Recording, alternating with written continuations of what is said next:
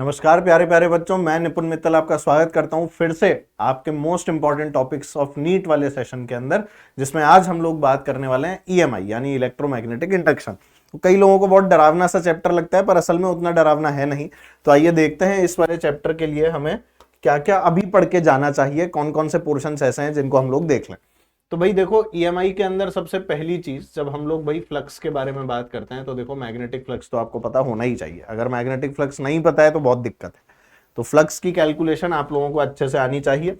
Flux की calculation के बाद में अगर हम लोग बात करें तो इसके अंदर बेटा लेंज लॉ यानी कि जो डायरेक्शन हमें निकालना चाहिए, जो हम लोग इलेक्ट्रिक जो ईएमएफ का जो डायरेक्शन हम लोग निकालते हैं कि भाई किस तरह से हमारा करंट जो है वो बहेगा और फाइनली ईएमएफ जो है वो किस डायरेक्शन में आना चाहिए, ये वाली चीजें आप लोगों को निकालनी आनी चाहिए। तो डायरेक्शन ऑफ करंट को जज करना अपने आप में एक टफ बात होती है आप लोगों के लिए, जो आप लोगों को क्लास के अंदर बहुत अच्छे से सिखाई जाती है और तरह तरह के सवाल भी आप लोगों को कराए जाते हैं, क्योंकि उसमें आपको मैग्नेटिक फील्ड भी देखनी पड़ती है, मैग्नेटिक फील्ड बढ़ रही है घट रही है ये चीज भी देखनी पड़ती है।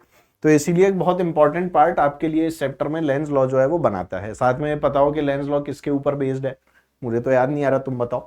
ठीक है, तो ऐसी कौन सी चीज है जिससे हम लोग इन सब चीजों को पक्का कर सकते हैं, वो आपको पता होनी चाहिए। ये होने के बाद में भाई हम लोग फिर जो हमारा सबसे इंपॉर्टेंट पार्ट यहां पर फैराडे के लॉ हैं उसके बारे में जानते ही हैं। तो फैराडे लॉज ये हमारे लिए बहुत इंपॉर्टेंट हो गए अगेन इस वाले चैप्टर से। फिर हमारे लिए भाई मोशनल ईएमएफ वाला जो पार्ट है वो इंपॉर्टेंट हो गया। और डायरेक्ट क्वेश्चन जो है वो यहां पर देखा गया है कहां से, रोटेटिंग रॉड वाले क्वेश्चन से। तो इसके बारे में थोड़ा सा ध्यान रखना, ठीक है। अच्छा, डायरेक्ट है ना, यहां से कोई इंडक्टेंस वगैरह का सवाल नहीं आता है, वो ये लोग है ना इंक्लूड एसी के अंदर कर लेता है। तो सेल्फ इंडक्टेंस म्यूचुअल इंडक्टेंस वाला जो पार्ट है उसमें म्यूचुअल वाले पार्ट को आप लोग ज्यादा वैल्यू देते हुए पढ़ेंगे। तो please read about mutual inductance और जो एलआर सर्किट्स होते हैं उनके बारे में, ठीक है।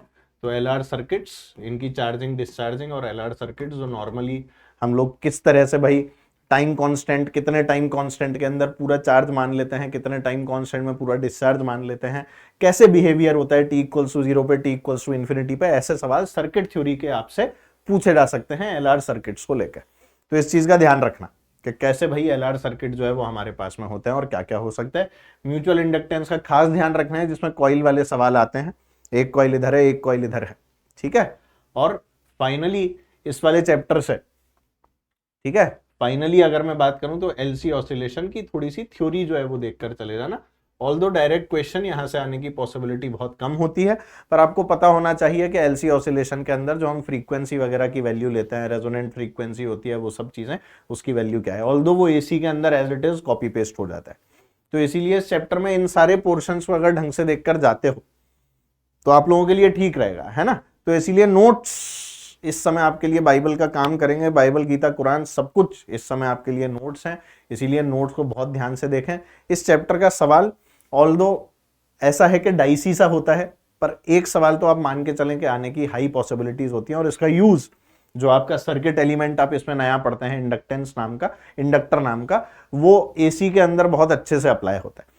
तो इसीलिए हमें ये चैप्टर जो है वो अच्छे से करेंगे, तब एसी के अंदर हमें फायदा मिलता है। और क्या कांस्टेंट है, कैसे एल की डिपेंडेंसी होती है अलग अलग वैल्यूज के ऊपर, ये सब बातें थोड़ी बहुत पता होनी चाहिए। तो इस चैप्टर को आप लोग आराम से पढ़ सकते हैं, छोटा ही चैप्टर है, थोड़ा सा कंसेप्चुअल है ना। जो इस तरह के सवाल हैं जिसके अंदर भाई आपका एरिया चेंज हो रहा है, बी चेंज हो रही है, क्या क्या चीजों में चेंजेस के कारण चेंज इन फ्लक्स आ रहा है, ऐसे सवाल बहुत ध्यान से देखना, पहले भी पूछे गए हैं, दोबारा पूछे जा सकते हैं, ठीक है। डिफरेंशिएशन आना बहुत जरूरी है इस वाले चैप्टर के लिए, डिफरेंशिएशन आपको आना चाहिए, दो चार जो इसके फॉर्मूले हैं वो आपको पता होने चाहिए, ठीक है। तो रोटेटिंग रॉड वगैरह को देखकर जाना जरूर से, मोशनल ईएमएफ, इंपॉर्टेंट पॉइंट्स, ठीक है ना। चलो, तो